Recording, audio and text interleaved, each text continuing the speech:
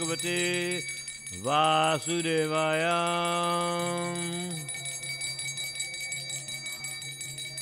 Om Namo Bhagavate Vasudevaya.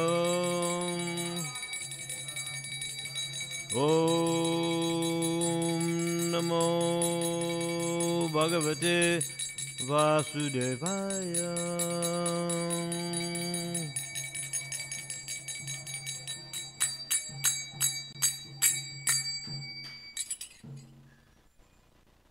Hare Krishna. Thank you for chanting.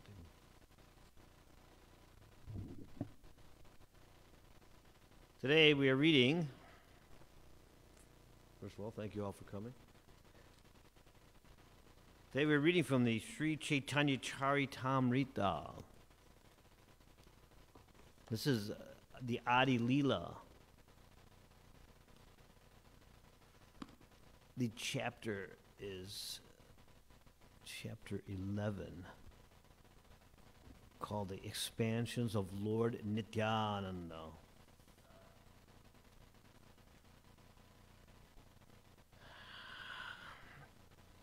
So sometimes the Srimad Bhagavatam is translated as the beautiful story of the personality of Godhead and his devotees. So in Chaitanya Charitamrita, which is the postgraduate study of the Srimad Bhagavatam, is continuing the theme of the glorification of the Lord and his devotees. So this chapter, the expansions of Lord Nityananda, is all about devotees. Great devotees. Amazing devotees, empowered devotees, special devotees. So today's verse is the 26th verse, which is going to be describing Gauridas Pandit. Gauridasa Pandita Yanra Premodana Bhakti. Let's see. Let's go do it one by one.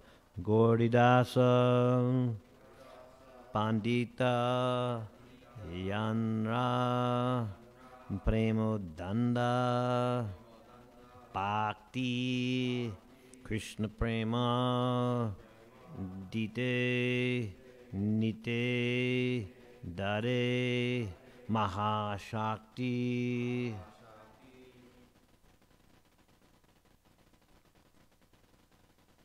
Anybody has the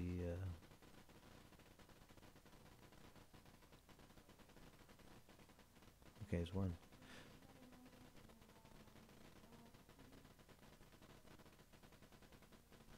Gauridasi Pandit Yanra Premodhana Bhakti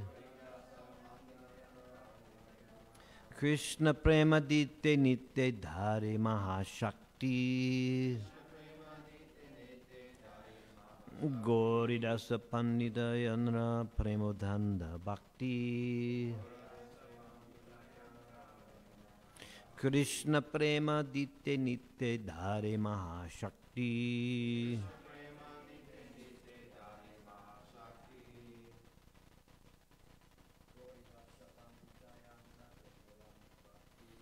Gauridasi Pandidayana Tanunana Bhakti Krishna Prema Dite Nite Dhare Mahashakti.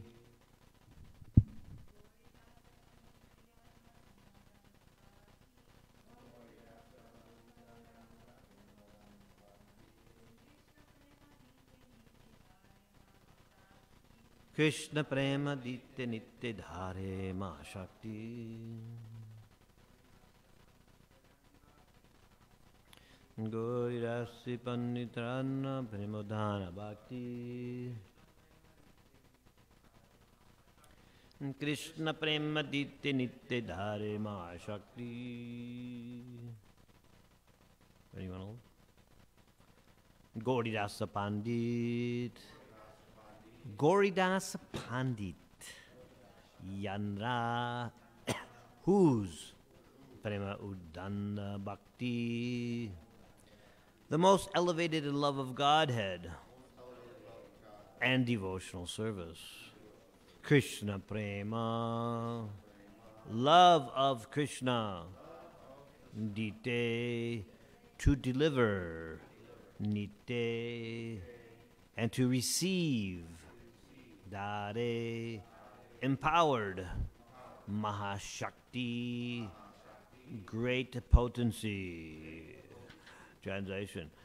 Gauridas Pandit, the emblem of the most elevated devotional service in love of Godhead, had the greatest potency to receive and deliver such love. Translation again, I'll say you please repeat.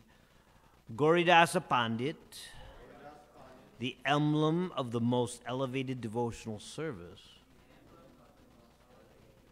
in love of Godhead, had the greatest potency to receive and deliver such love. Purport by His Divine Grace A.C. Bhaktivedanta Swami Srila Prabhupada Ki Jai. Srila Bhaktisiddhanta Saraswati Thakur writes in his Anubhashya, it is said that Gauridas Pandit was always patronized by King Krishnadas, the son of Hari Hoda. Gauridas Pandit lived in the village of Shaligram, which is situated a few miles from the railway station Mudagacha. And later he came to reside in Ambika Kalna. It is stated in the Gaur Ganodesh Deepika 128 that formerly Gauridas Pandit was Subal, one of the cowherd boyfriends of Krishna and Balaram in Vrindavan. Gauridas Pandit was the younger brother of Suryadas Sarakela, and with the permission of his elder brother, he shifted his residence to the bank of the Ganges, living there in a town known as Ambika Kalna.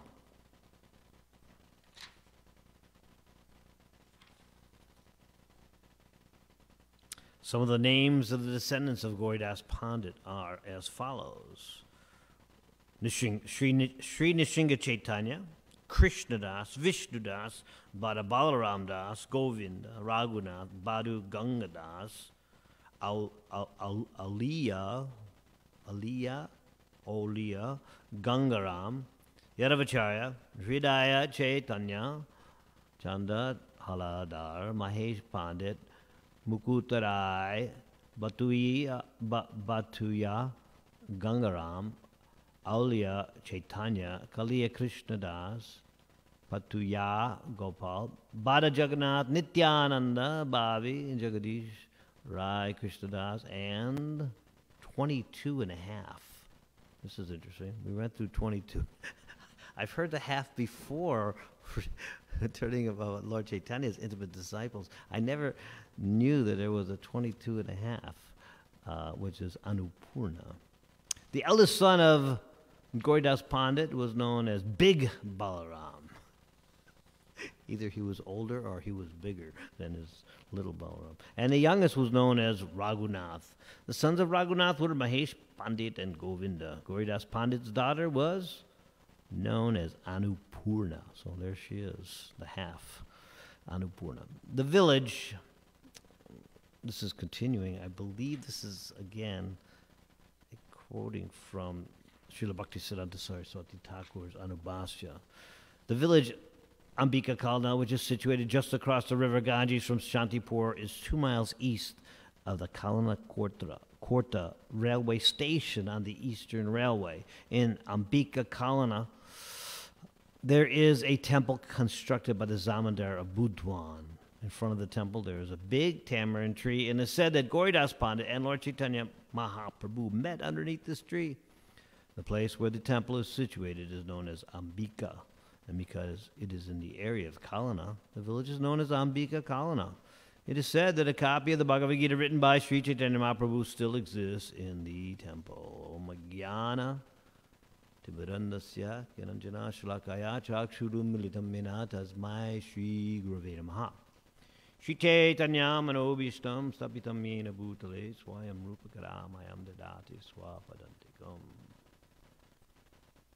We're born in the darkness of ignorance, but our spiritual masters kindly open our eyes with the torchlight of knowledge. Therefore, we offer most humble and respectful obeisances unto his lotus feet. Namam Vishnupadaya Krishna Prasthaya Bhutale Srimati Bhaktivedanta Swami Itinamane Namaste Saraswati Devi Gauravani Prachadine Nirvisesha Sunyavadi Paschacharistadane Shri Krishna Chaitanya Prabhu Nityananda Sri Advaita Gadadhar Srivasadi Gaura Bhaktavinda Hare Krishna Krishna Krishna Hare Hare Hare Rama Rama Rama Hare Hare Vancha Kalpatarubhischa Kripa Sindhuvevaja Patitanam Pavanevyo Vaishnavevyo Namo Namaha.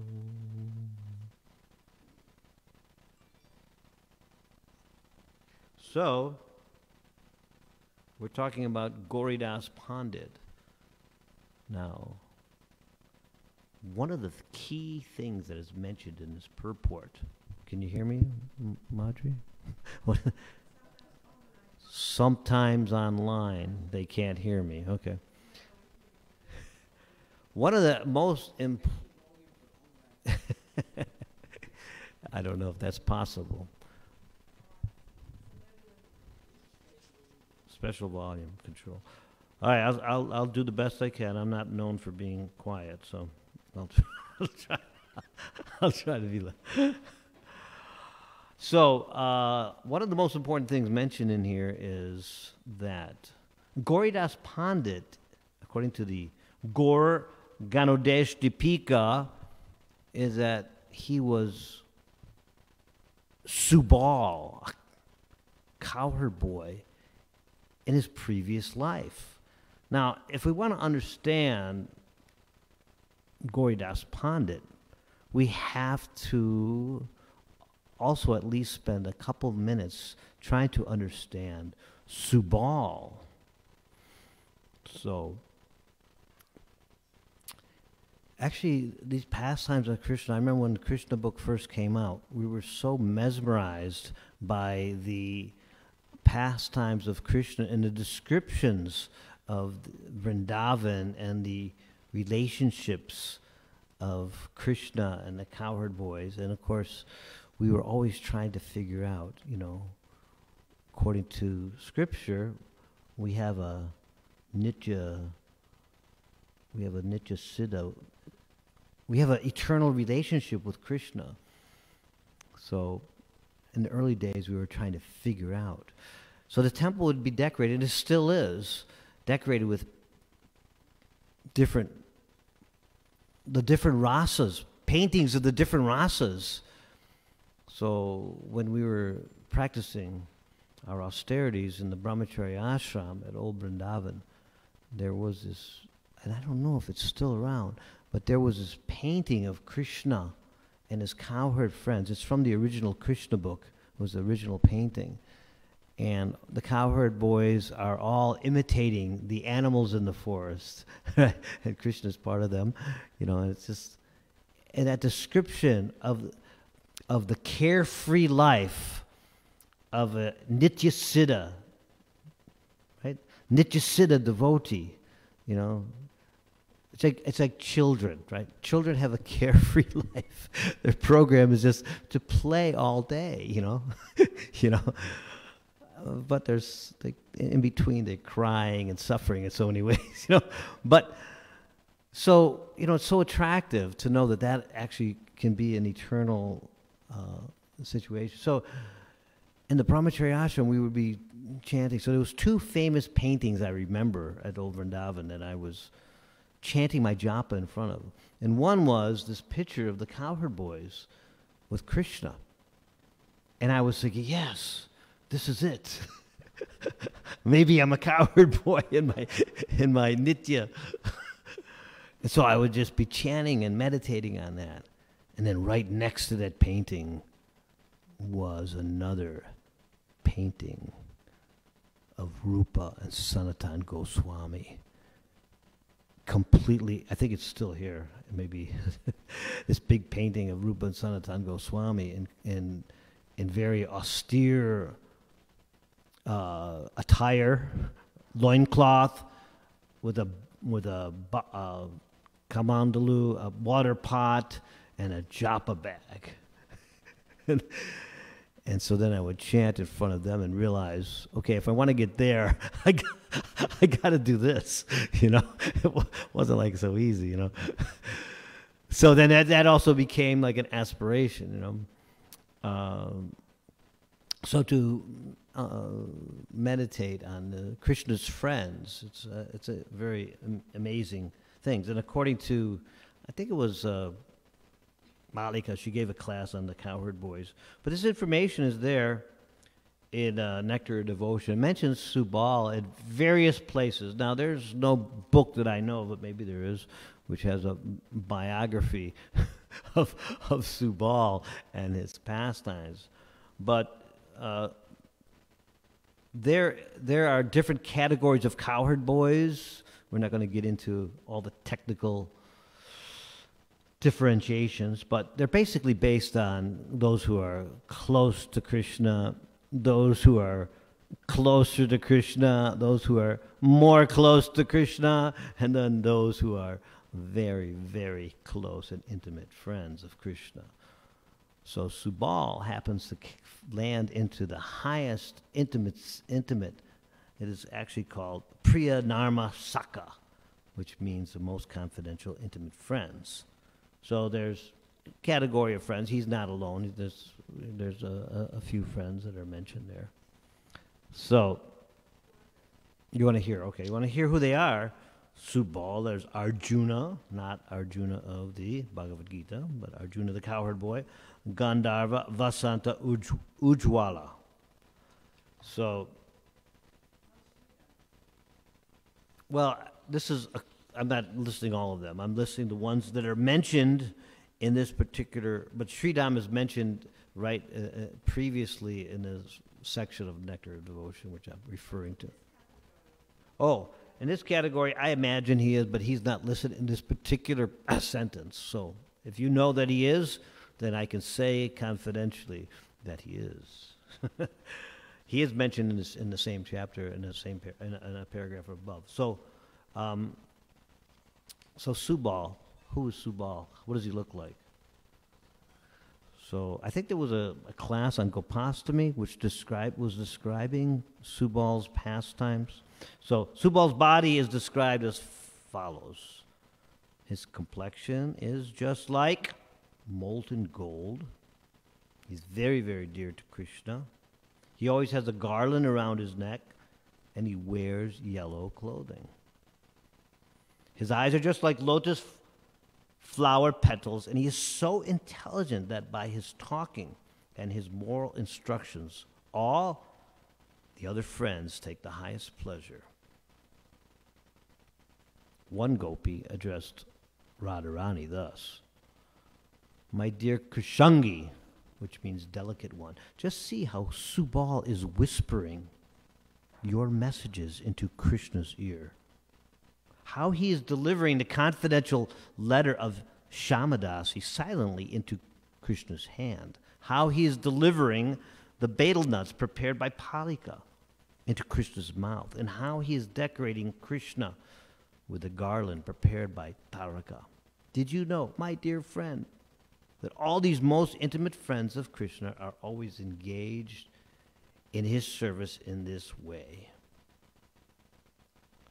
So it's explained here that the degree of intimacy between Krishna and Subal can be understood by the fact that the talks between them were so confidential that no one else could understand what they were saying. Now, in another place of Nectar of Devotion, which my mark might have dropped out, but I remember it.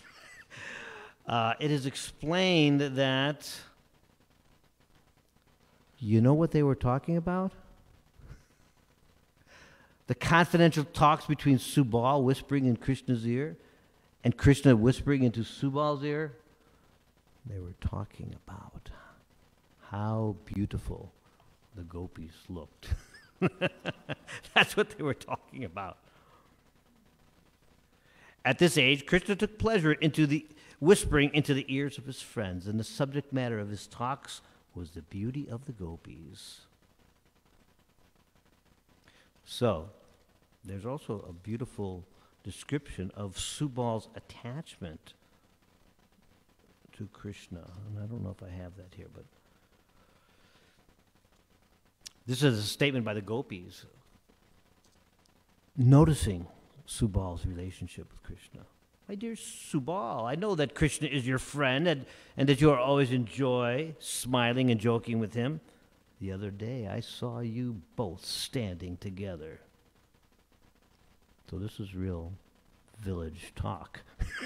This is Krishna Katha, right? Sometimes we see friends, somebody standing together. I wonder what they're talking about. This Jai Krishna talking to Gopish. Now, what are they planning now? There's Anuradha talking to Maji. What's going on? But this is real village talk. See? Gopis are seeing Subal talking to Krishna. Standing together. You were keeping your hand upon Krishna's shoulder, and both of you were joyfully smiling. When I saw the two of you standing like that in the distance, my eyes at once became overflooded with tears. So there's another important characteristic of Subal that I lost the reference to right here. See? But I remember it. That he was so attached to Krishna that he was never physically separated. There's one description, not in this book, but in another, that says that he was always holding Krishna's hand. He couldn't be separated for a moment. So these are some great characteristics, his attachment to Krishna, which we will see exhibited in the life of Gauridas Pandit. So in the purport here it's mentioned that Gauridas Pandit, he was born in a village called Shaligram, and then he moved to Ambika Kalna. So he had a family. He was born with brothers and sisters, and they were all devotees, devotee family, and he was very attached to his deity. He had two deities. One was a Damodar Shila, and the other was a deity of Radha Madhava. Right? So when he moved, obviously he took his deities with him, and he was living in Ambika Kalna. And at that time, many, many devotees, and see, Ambika Kalna is across the river from Shantipur. You've been to Shantipur? Shantipur is up the river from Mayapur. And Shantipur is famous for being the second residence of Advaita Acharya. So, anyway, he was living in Ambika Kalna with his deities, and he was worshiping his deities with great devotion, very much attachment. So why was he so attached to his deities of Radha Madhava? Because he was Subal. So he had great attachment for Radha and Krishna. He was an intimate messenger between Radha and Krishna. So, but he wasn't manifesting that in this Leela. He was Gauridas Pandit. So at that time, many devotees from Navadvip, at a certain point when in Sri Nimai Pandit's pastimes, he revealed that he was the Supreme Personality of Godhead. Krishna, not different than Krishna. So they were all going from Ambika Kalna and all the local villages, they were all going to meet Nimai Pandit. But Gauridas Pandit, he didn't. He just sat there chanting the names of the Lord, worshiping his deities. And they were saying, why don't you come? Why don't you come? He says, well, if he's really Krishna, if Nimai Pandit is really Krishna, then he will know that I am here waiting for him, and he will come and find me. So, Lord Chaitanya was in a big kirtan with Nityananda and all the devotees, and they were sitting and dancing, whatever, and then suddenly they looked around, and Lord Chaitanya wasn't around. Lord Chaitanya had snuck out of the kirtan. Did you ever sneak out of a kirtan? He snuck out of a kirtan. He snuck out of the kirtan and he went to the bank of the Ganges. And he was trying to get a ride over. You've been to Mayapur. He's trying to get a ride over the Ganges and get some, but there was no boatmen because they were all also had been attracted to the kirtan. There was only one little boat there left. It wasn't even a regular boat. It was just a little, what they call a dinghy, a little tiny one. Lord Chaitanya hopped in, and driven by his attachment to his devotee Subal, he started rowing that boat. He rowed that boat across the Ganges and ended up at Ambika Kalna. And he was so intoxicated with love for his devotee that he got out of the boat on the side of the river, and he carried with him the oar that he was rowing with. and he walked up, and he went right to the house of Gauridas Pandit. And when he saw Gauridas Pandit, he was raising the oar up, and he said, "Haribo, Haribo, here's a gift for you." He was so intoxicated with love for his devotee. "Here's a gift for you. I brought you this oar." And Gauridas Pandit looking at the oar. He says, "Yes, with this oar, you can cross over the ocean of material suffering. And with this oar, you can paddle it with all living beings. Take them with you." Right?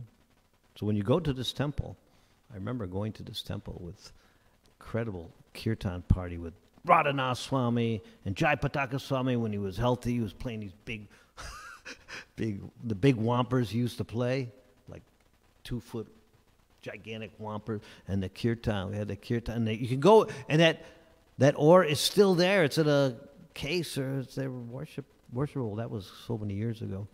I'm sure it's still there. Of course, Bhaktisiddhanta says it's still there, so it must be still there. So the oar is there. So then, in their talks, as we know from Secret Santa, that you got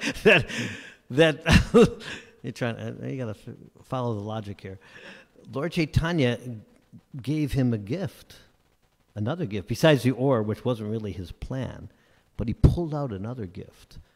And this gift was his own personal copy of Bhagavad Gita. Now, it wasn't like some printing press had printed it up and he carried it along and gave it to Gauridas Pandit. Lord Chaitanya had personally written all the 700 verses, and that was his personal copy of the Bhagavad Gita, and he gave it as a gift.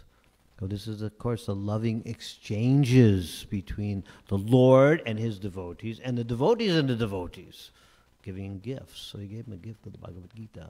This is mentioned also in the purport here. So they had some nice association. Lord Chaitanya, at that time, he had decided, right around that same time, I think they went back to Mayapur, and later on, Lord Chaitanya again crossed the river, and this time he was on a mission. Or actually, he had already accomplished. He had taken sannyas. He had taken sannyas at the age of 24, and then he crossed the river, and he went to tell Gauridas Pandit about, hey, the good news. I'm a Swami now. I took sannyas. But when Gauridas Pandit saw Lord Chaitanya and Lord Nityananda and Lord Chaitanya in his sannyas garb, he understood that some impending disaster was about to occur. And so, Gauranga Mahaprabhu said, I've come here just to say goodbye. I have to go preach. Of course, I can't preach very far because my mother told me I have to go to Jagannath Puri and make that my base first. So when Gauridas Pandit heard that he was going to be separated from Lord Chaitanya, he immediately collapsed on the ground. He fell, crying, tears of imminent separation, imminent doom, the thought of being without his Lord. He begged the Lord, please don't leave me, don't leave. I can't. If you leave, I won't be able to survive. So then Lord Chaitanya started preaching to him. You know, it's necessary for me to save others. You also, as explained here in the verse, you also not only are meant to receive love of God from me, but you are also meant to distribute love of God from me. So this is what I'm going to do. I'm going to go and travel around and give love of God to everyone. So Gauridas Pandit was somewhat pacified, and then Lord Chaitanya said, okay, I have to go. He starts walking, him and Lord Nityananda start walking out the door. And as soon as they got one step beyond the door, Gauridas Pandit came again and ran and fell at their feet. No, you can't leave, you can't leave. Okay, so then Lord Nityananda and Lord Chaitanya started discussing, well, what can we do to pacify him? They said, Lord Nityananda said, there is some neem wood that we have brought with us that we can give to Gauridas Pandit. And Lord Chaitanya instructed him, with your own hands, this is in the Bhakti Ratnakar, with your own hands, carve a deity of me and Lord Nityananda.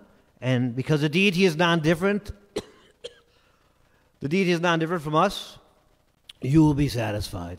So quickly, Gauridas Pandit started to carve the deity, and luckily he had the subjects right there. He had Lord Chaitanya, Lord Nityananda. They were what do you call it, dude, when you're posing? You're posing for the painting, right? Posing for the sculpture. And he carved with his own hands this deity form, which you can go see today even, in Ambika Kalna of Lord Chaitanya and Lord Nityananda. It's an exact replica. And his heart was somewhat pacified. And then Lord Chaitanya said, now, worship these deities. Offer us food every day, and we will reciprocate. Goodbye. They start going out the... No, wait! Gauridas Pandit said, no, if you say that the deities are not different than you, so you stay and let the deities go preach. Hare Krishna. Lord Chaitanya said, okay. So Lord Chaitanya, Lord Nityananda, they got up on the altar, stood up like this. Or, well, actually, this is actually a different pose. It's more like a merciful pose, like this, that these deities are standing in. So they're standing there in the deity form, and the deities start walking away.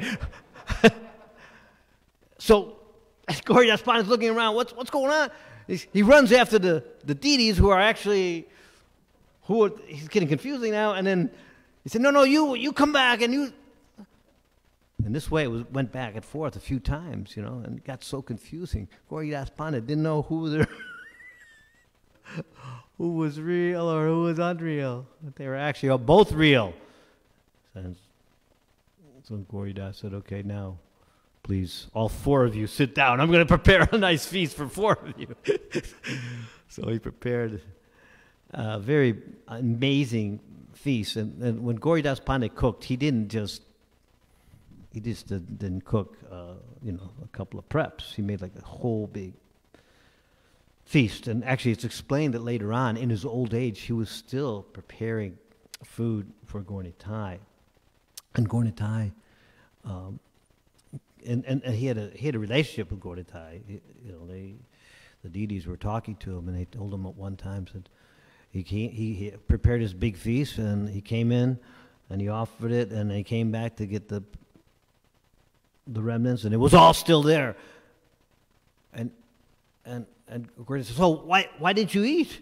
So he said, no, we don't. Gaura Nitai said, no, we're good today. We don't, not only are we good today, but wait, but you're getting kind of old to cook these feasts every day. And Gauri Das Pandit said, you should have told me. If you weren't going to eat, I would have. He started having an intimate talk with his deities. So then Lord Chaitanya said, listen, I'm just satisfied with some spinach and rice, shak. Just make that. And Gauri Das Pandit said, okay, if that's what you want, then I will make that. So that was later on.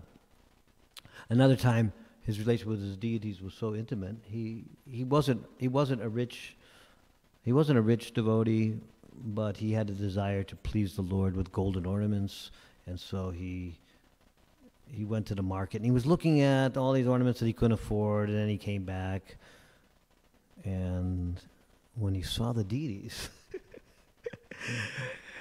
the Gauritai actually had dressed themselves with golden bracelets and necklaces, and they were completely decked out in gold, and he was Gauri Das Pandit was completely amazed that this had happened, and he fell down at the feet of the deities and he said, "My dear Lord, this is something I cannot do all the time, but you look so beautiful. Thank you so much. Please tell me, what is the most valuable ornament that can please you the best?" And Lord Chaitanya told him, "What I like the best is flowers, flower ornaments." So then Gauri Das Pandit began making, everything out of flowers. Flower bracelets, flower necklaces, flower anklets, everything flowers, right? And the devotee who was giving this class, when I was listening to him when I was there, he said, "Yes, jewelry, you can keep it for weeks there and then you put it on." He said, "But flowers, you got to have fresh." So that's why it's very pleasing to Krishna, because it takes extra endeavor, So this was his relationship with the deities. So, he, so many things. So then the famous story was that so then, let's go back. So there's four, the four of them are there eating prasadam. Finally, it came time to go. So Gauritai, Shri Lord Chaitanya and Lord Nityananda, they left for traveling, Sankirtan, and the deities of Gauritai, they stayed there, right? But this devotee, Gauri Das Pandit, he had just experienced how he was going to lose the association of his worshipful Lord, right? They wanted to leave and go on preaching or whatever. So when it was time to install the deities, did it very nicely, and they had curtain and doors, everything. So he devised a program for darshan. And the darshan was only a 10-second darshan. Time for the darshan. Open the curtains and close them before the deities leave. Open them, close them. So he wanted to capture the Lord. And this, of course, coming again from the mood of Subal, who was so close to Krishna, always right there. So he had a relationship with Gadadhar Pandit, and Gadadhar Pandit had a young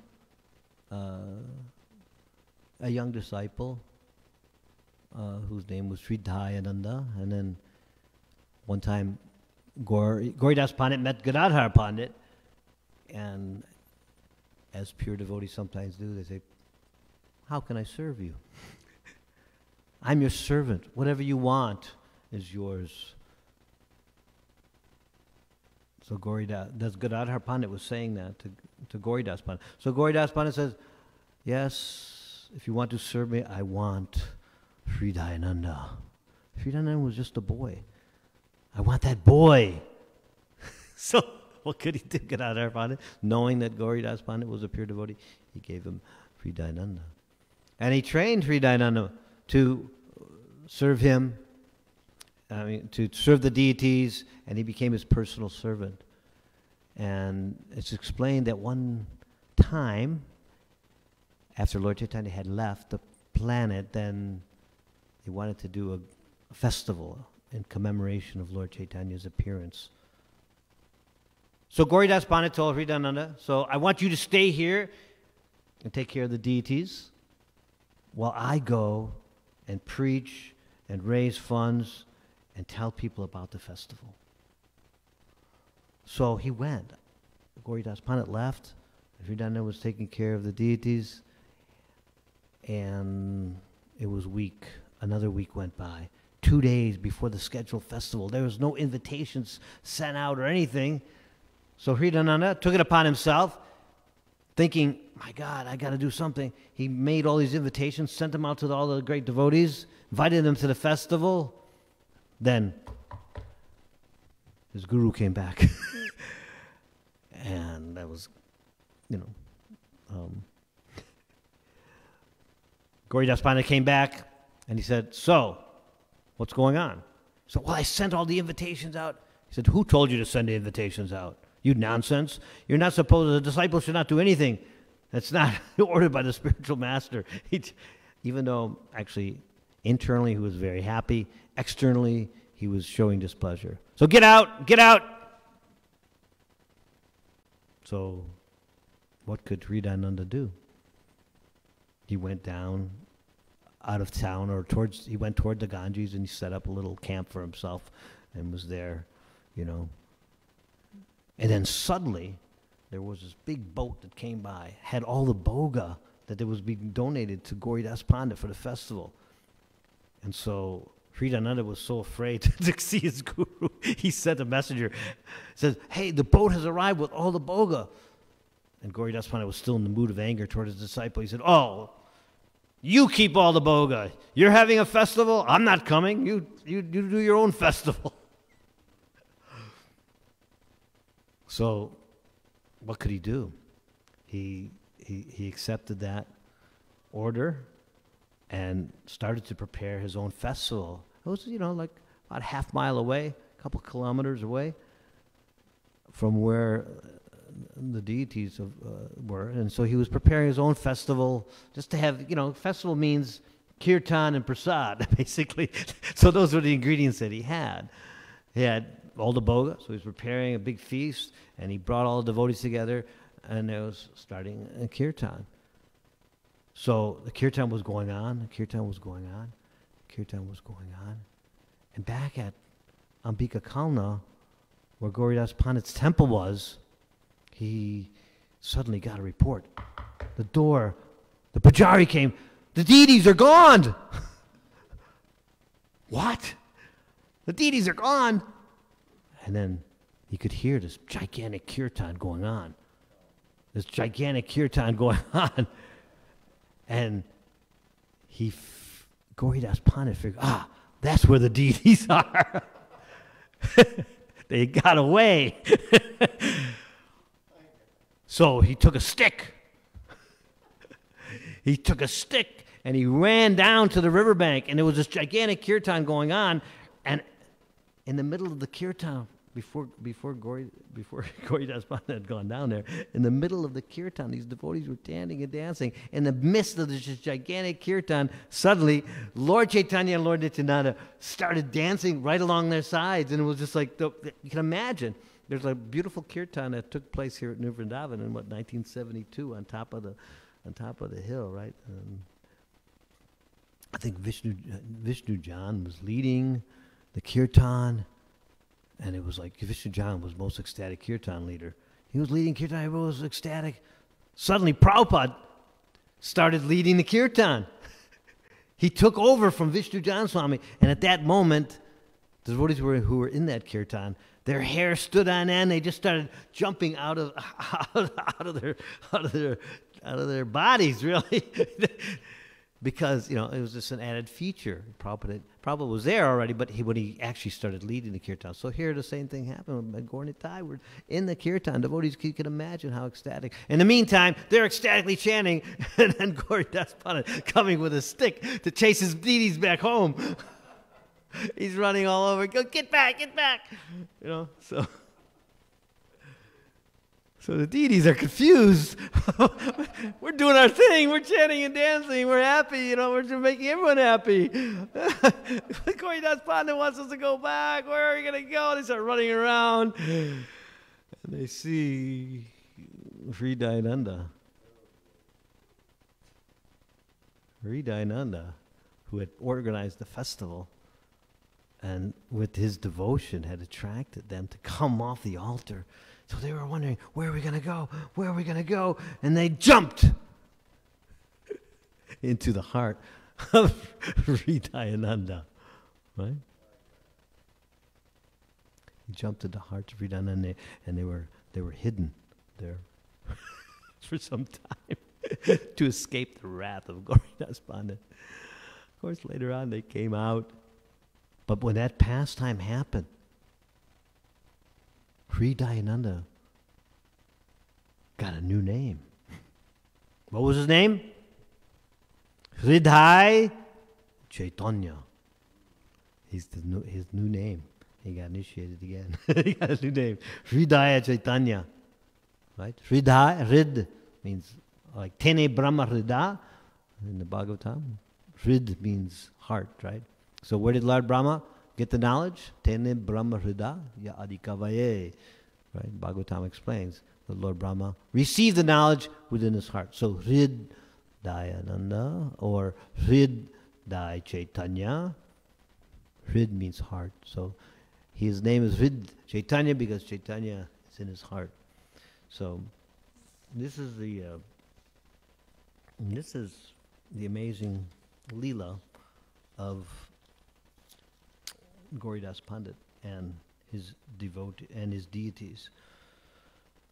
So we are 3 minutes to 9. Any questions, comments, or contributions to this incredible Leela here? I know I'm forgetting something that I wanted to tell you, but anybody? Yes, Jai Krishna. The deities are still there, and they still have the same program. When you go for darshan, you only get like a 10-second darshan. The pujaris are still following. Just like we tell the story a few classes ago about the story of the Raghudanda and the deity would eat the laddu, and you go to that temple and you get the you only get a half a laddu as the Mahaprasad. You never get the whole laddu in tradition. So in the same way, Banki Bihari temple also has a similar kind of darshan situation there. So, but the deities are still there, and like I said, the deities they're actually the original Gaura Nitai deities ever on the planet, at least in this in this yuga or whatever, this millennium. These are the original Gaura Nitai deities. It's interesting; they're not posed like this; they're posed like this. So, but Ambika Kalna. When you go to Shantipur, just next time you go to Shantipur, they have the big festival there every year after the end of Mayapur, and go across to Ambika Kalna. Yes, Mataji.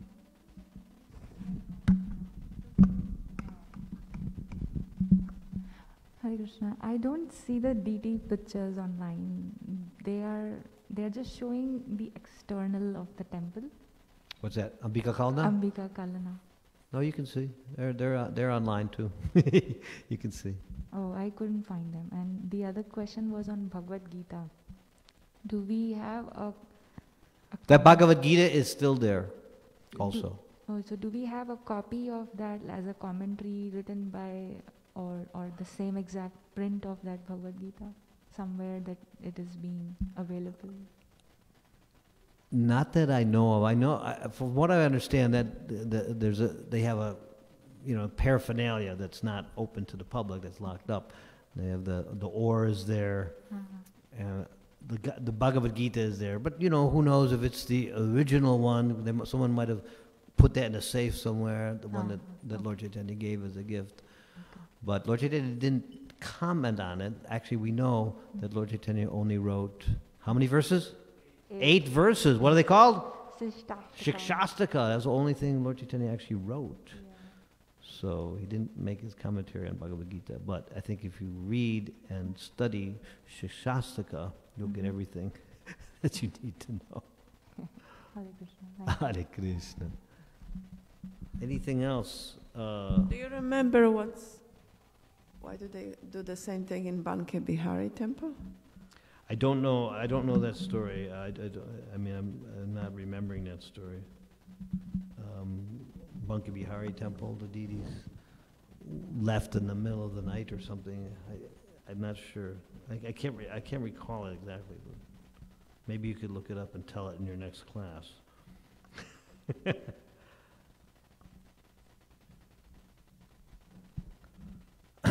Shri Gaurnitai ki, Shri Gauridas Pandit Prabhu ki. Chaitanya Charitamrita ki jai.